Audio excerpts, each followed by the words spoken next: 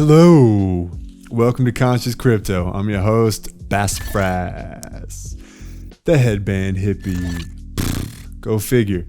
Here to drop some wisdom bombs all up on your noggins. Let's get it on. Today we're talking about fear.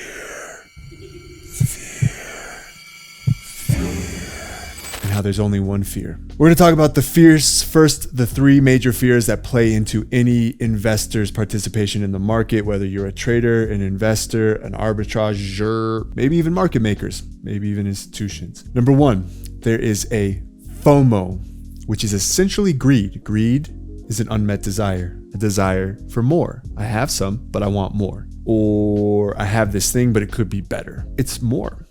FOMO, F-O-M-O, FOMO is the same thing. It's wanting more than what you have, which may be none, or just, yeah, I got some, but I need more. Both FOMO and greed are a desire for more, and they're unmet desires, as most desires go unmet.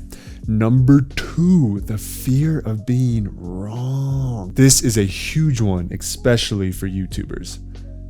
People calling out price predictions, calling out the bottoms, and then they get flack and they get hit back, and then they express bitterness, and I see it all the time. And ultimately, nobody can be right. Nobody has a crystal ball. But your being wrong, your fear of being wrong, can actually prevent you from following your intuition, being in the now moment, as Mark Douglas calls it, and entering into the opportunity flow of the market, of seeing, oh, this is that thing I've been waiting for.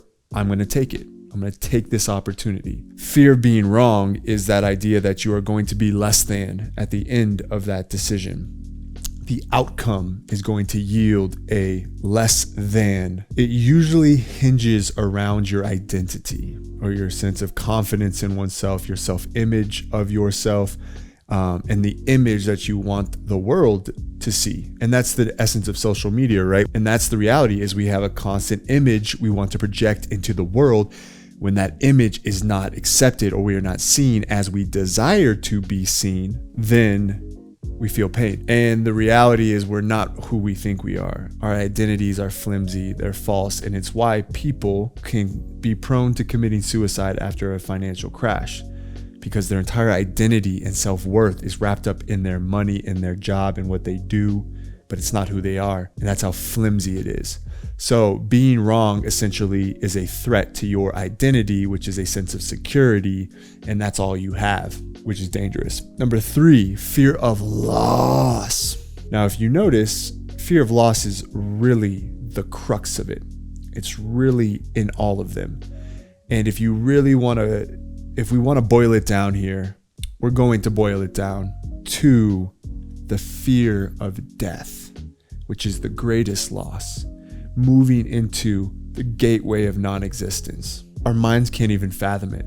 As a kid, I used to fall off into sleep, into dreamland, through this portal of what if I didn't exist? What if nothing existed? And it would either scare me so much that I'd snap back into consciousness, or I'd use that as my way into dreamland, like the doorway into dreamland. So you have to understand that fear of death is really the greatest threat. And that's what fear is. Fear is a biological response through the mental pathways that creates an emotion, which is felt sensation in the body. And we respond to it and react to it rather than listen to it. So what is the fear of missing out? Fear of losing out on an opportunity. What is greed? Fear of losing out on more, and whatever more means. It means the house, it means paying off your debt, it means buying the new Tesla, Lambo, whatever. And then fear of loss, or fear of being wrong, is a loss of identity. Number one, the antidote to all of this is acceptance of your risk. When you can find complete acceptance of your risk in the markets, you will not feel these fears. You may notice that the mind is great at doing what it does and be like, oh shit, this could happen. UST could depeg. USDT could now depeg. It all could go to zero. If you've already accepted that risk and been playing your hand accordingly to that plan that accounted for that risk, then you don't feel the overwhelm of these fears. And if you do, you have a rational system to overlay and calm the fires of fear. This is in a sense, this is extreme responsibility, or rather what Jocko Willink would call extreme ownership. So in his book, he details out how as a Navy SEAL, he learned as a leader to take extreme ownership, that when something went wrong, it was his fault as a leader. So when you can take responsibility, you move out of victim mentality, which is rooted in the past and allows you to be in the present and embrace the future. So you're not living in a repetitive cycle. 2, you can cultivate a sense of being okay, an okayness, a general sense in your body of, I'm going to be okay. And this is only threatened in the greatest of catastrophes, of loss of life, of pandemics, of great financial loss, and anything else that involves basically you moving right out of your comfort zone and into the unknown, unfamiliar, and uncomfortable, and possibly having to stay there for far too long. So I would imagine torture would also invoke the fires of fear, right? To cultivate a sense of being okay, you have to practice it consistently. You have to meditate, you have to do yoga, you have to exercise, you have to do ice baths or ice showers, you have to do breath work, EMDR, regular therapy, seek connection, be of service. All of these things you need to do on a regular basis to generate a sense of okayness and ultimately regulate your nervous system. Okay, so we're going to do a whole series on regulating your nervous system and the ways to do that and why it's so important, because you won't be able to think greater than how you feel if your nervous system is hijacked. And finally, what I'm really speaking to in terms of overcoming fear is about active acceptance. And that's what led me to create this channel. Is all of my losses in the market, ultimately I couldn't accept them, and I kept struggling to reconstitute the loss, only to find myself deeper in loss. And it wasn't until I began to truly embrace what had happened, looked into Gambling Anonymous, was like, hey guys, I need you to tell me what a gambling addiction looks like so I can know if I need help stopping. And really what I found was I actually had a commitment.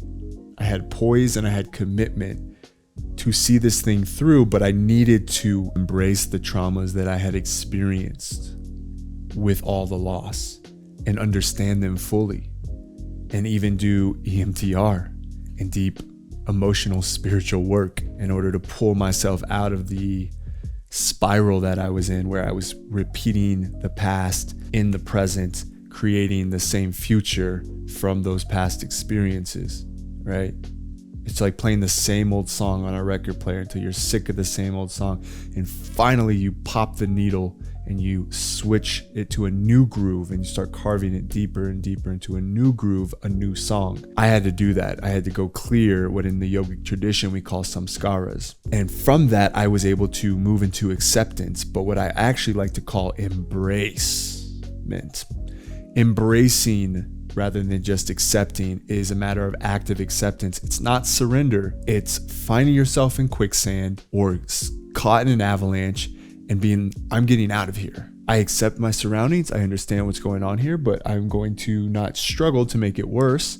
I'm going to perform wise effort and wise action in order to relieve myself from this burden of the avalanche or the quicksand. And I've had friends survive avalanches, so kind of speaking from experience. But ultimately, that is where we leave you. So in another episode, we're going to go into the fear response from a biological perspective, a neuroscience perspective, as well as a psychological and perspective of the nervous system, and why we often can't think greater than how we feel, and therefore we don't act above our emotions, but we allow our emotions to create more problems.